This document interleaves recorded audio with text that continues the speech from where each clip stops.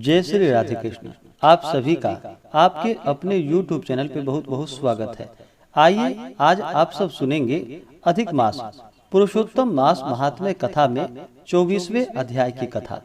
अब तक आपने पिछले अध्याय कथा को नहीं सुना हो तो हमारे चैनल पे वीडियो अपलोड है, आप वहां से जाकर के कथा को श्रवण कर सकते हैं। तो बोलिए प्रेम से भगवान विष्णु की जय, माता लक्ष्मी की जय, श्री राधा कृष्ण की जय, पुरुषोत्तम भगवान की जय, सर्वदेवी देवता की जय। मणिग्रीव बोला कि हे द्विज, विद्वानों से पूर्ण और सुंदर चमत्कारपुर में धर्म पत्नी के साथ में रहता था। धनाढ्य पवित्र आचरण वाला, परोपकार में तत्पर, मुझको किसी समय संयोग से दुष्ट बुद्धि पैदा हुई।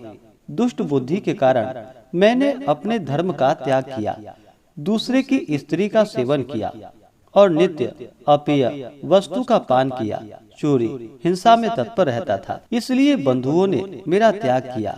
उस समय महाबलवान राजा ने मेरा घर लूट लिया। बाद में बचा हुआ जो कुछ धन था उसको बंधुओं ने ले लिया। इस प्रकार सभी से तिरस्कृत होने के कारण वन में निवास किया। स्त्री के साथ इस घोर वन में निवास करते हुए मुझे दुरात्मा का नित्य जीवों का वध कर जीवन निर्वाह होता है। हे ब्राह्मण, इस समय आप मुझ पातकी पर अनुग्रह करें। प्राचीन पुण्य के समूह से आप इस घोर वन में आए हैं। हे महामुनि, स्त्री के साथ मैं आपकी शरण में आया हूँ। आप उपदेश रूप प्रसाद से कृतार्थ करके हमें अपना आशीर्वाद प्रदान करें, जिस उपाय के करने से मेरी तीव्र दरिद्रता इसी क्षण नष्ट हो जाए और अतुल वैभव को प्राप्त कर यथा सुख विचरूं। उग्रदेव बोला कि हे महाभाग, तुम कृतार्थ हो गए जो तुमने मेरा अतिथि सत्कार किया। इसलिए इस समय स्त्री सहित तुमको होने वाले कल्याण को कहता हूँ, जो बिना व्रत के, बिना तीर्थ के, बिना दान के, बिना प्रयास के तुम्हारी दरिद्रता दूर हो जाएगी। ऐसा मैंने विचार किया है। इस मास के बाद तीसरा पुरुषोत्तम मास आने वाला है। उस पुरुषोत्तम मास में सावधानी के साथ विधि पूर्वक तुम दोनों स्त्री पुरुष पुरुषोत्तम भगवान को प्रसन्न करने के लिए दीप दान करना। उस दीप दान से तुम्हारी यह दरिद्रता जड़ से नष्ट हो जाएगी। तिल के तेल से दीप दान करना चाहिए। विभव के होने पर घृत से दीप दान करना चाहिए, परंतु इस समय वन में वास करने के कारण घृत अथवा तेल इनमें से तुम्हारे पास कुछ भी नहीं है। हे अनघ मणिग्रीव, पुरुषोत्तम मास भर स्त्री के साथ नियम पूर्वक इंगूदी के तेल से तुम दीप दान करना। स्त्री के साथ इस तालाब में नित्य स्नान करके दीप दान करना। इसी प्रकार तुम इस वन में 1 मास तक व्रत करना। तुम्हारे अतिथि सत्कार से प्रसन्न मैंने यह वेद में कहा हुआ तुम दोनों स्त्री पुरुष के लिए उपदेश किया है। विधिहीन भी दीप दान करने से मनुष्यों को लक्ष्मी की वृद्धि होती है। यदि पुरुषोत्तम मास में विधि पूर्वक दीप दान किया जाए तो क्या कहना है। वेद में कहे हुए कर्म और अनेक प्रकार के दान पुरुषोत्तम मास में दीपदान की 16वीं कला के भी बराबर नहीं कर सकते हैं। समस्त तीर्थ, समस्त शास्त्र पुरुषोत्तम मास के दीपदान की 16वीं कला को नहीं पा सकते हैं। योग, दान, सांख्य, समस्त तंत्र भी पुरुषोत्तम मास के दीपदान की 16वीं कला को नहीं पा सकता है। कृष्ण, चांद्रायन आदि समस्त व्रत पुरुषोत्तम मास के दीपदान की 16वीं कला की बराबर नहीं है। वेद का प्रतिदिन पाठ करना, गया श्राद्ध, गोमती नदी के तट का सेवन पुरुषोत्तम मास के दीपदान की 16वीं कला के बराबर नहीं है। हजारों ग्रहण, सैकड़ों व्यतिपात पुरुषोत्तम मास के दीपदान की 16वीं कला की बराबर नहीं कर सकते। कुरुक्षेत्र आदि क्षेत्र, दंडक आदि वन पुरुषोत्तम मास के दीपदान की 16वीं कला के बराबर नहीं है। हे वत्स, यह अत्यंत गुप्त व्रत जिस किसी से कहने लायक नहीं है। यह धन, धान्य, पशु, पुत्र, पौत्र और यश को करने वाला है। वंध्या स्त्री के बांझपन को नाश करने वाला है और स्त्रियों को सौभाग्य देने वाला है। राज्य से गिरे हुए राजा को राज्य देने वाला है और प्राणियों को इच्छा अनुसार फल देने वाला है। यदि कन्या व्रत करती है तो गुणी चिरंजीवी पति को प्राप्त करती है। स्त्री की इच्छा करने वाला पुरुष सुशीला और पतिव्रता स्त्री को प्राप्त करता है। विद्यार्थी विद्या को प्राप्त करता है। सिद्धि को चाहने वाला अच्छी तरह सिद्धि को प्राप्त करता है। खजाना को चाहने वाला खजाना को प्राप्त करता है। मोक्ष को चाहने वाला मोक्ष को प्राप्त करता है। बिना विधि के बिना शास्त्र के जो पुरुषोत्तम मास में जिस किसी जगह दीपदान करता है वह इच्छा अनुसार फल को प्राप्त करता है।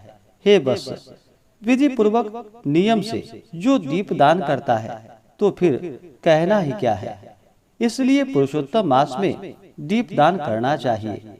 मैंने इस समय यह तीव्र दरिद्रता को नाश करने वाला दीपदान तुमसे कहा। तुम्हारा कल्याण हो।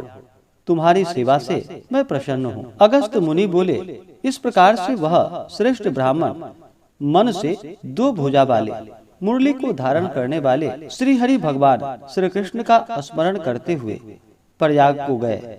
वे दोनों अपने आश्रम से उग्रदेव के पीछे जाकर उनके पास कुछ मास पर्यंत वास करके प्रसन्न मन हो दोनों स्त्री पुरुष उग्रदेव को नमस्कार कर फिर अपने आश्रम को चले आए। अपने आश्रम में आकर भक्ति से पुरुषोत्तम में मन लगाकर ब्राह्मण की भक्ति में तत्पर उन दोनों स्त्री पुरुष ने 2 मास बिताया।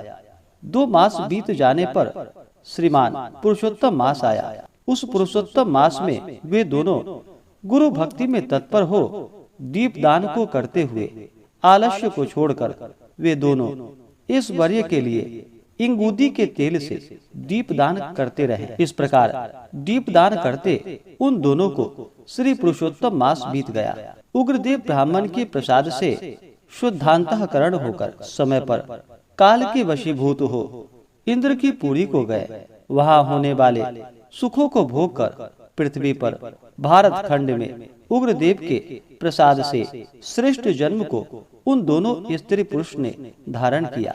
पूर्व जन्म में जो तुम मृग की हिंसा में तत्पर मणिग्रीव थे वह वीरबाहु के पुत्र चित्रबाहु नाम से प्रसिद्ध राजा हुए। इस समय यह चंद्रकला नामक जो तुम्हारी स्त्री है वह पूर्व जन्म में सुंदरी नाम से तुम्हारी स्त्री थी। पतिव्रत धर्म से यह तुम्हारे अर्धांग की भागिनी है। जो स्त्री पतिव्रता होती है वे अपने पति के पुण्य का आधा भाग लेने वाली होती है। पुरुषोत्तम मास में इंगूदी के तेल से दीपदान करने से तुमको यह निष्कंटक राज्य प्राप्त हुआ है। जो पुरुष पुरुषोत्तम मास में घृत से अथवा तिल के तेल से अखंड दीपदान करता है तो फिर कहना ही क्या।